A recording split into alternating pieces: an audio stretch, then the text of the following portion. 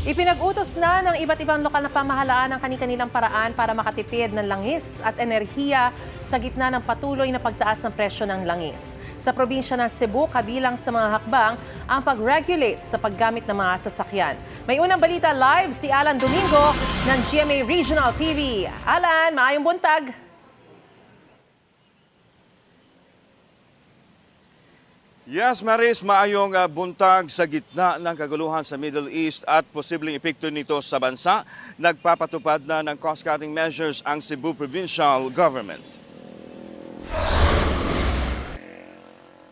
Sa inilabas na Executive Order No. 15 ni Governor Pamela Baricuatro, pinag-utos niya sa mga tanggapan ng Kapitolyo ang magtipid lalo sa paggamit ng gasolina. Pinaparegulit ang paggamit ng sasakyan sa probinsya sa mga importanteng lakad. Ang hakbang ng Kapitolyo ay bunsod sa nangyayaring tensyon sa Middle East na inaasahang makaapekto sa global fuel supply. Hindi kabilang sa nasabing EO ang emergency at essential services katulad na lang ng ambulansya, disaster response at social services. Ito'y upang hindi maantala ang serbisyo ng probinsya. Butang sa iyo ni Gov nga ilimit nato ang ato ang mga biyahe lang opisyal sa mga sakyanan sa lalawigan sa Subo. Unya ang atong EO sad naka-state dito nga walay labot ang atong mga hospitals. Ang ato ang disaster kay di man nato maunsa ni matagna unya nga niining mga panahona na ay moabot nga mga kalamidad.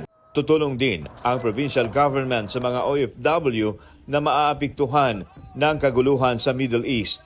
Makikipag-ugnayan sila sa OWA para sa mga Cebuano na ma-repatriate upang mabigyan ng ayuda habang naghihintay sila na makabalik sa trabaho.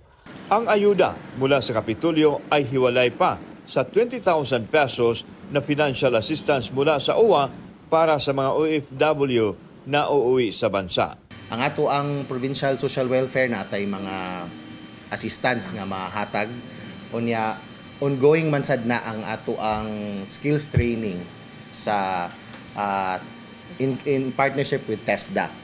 Kabilang sa gustong masiguro ng provincial government na maging stable ang presyo ng mga pangunahing bilihin.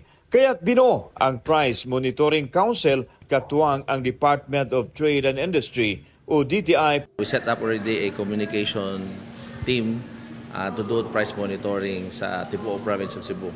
And then, mo sabit sila og report kung sa ang status.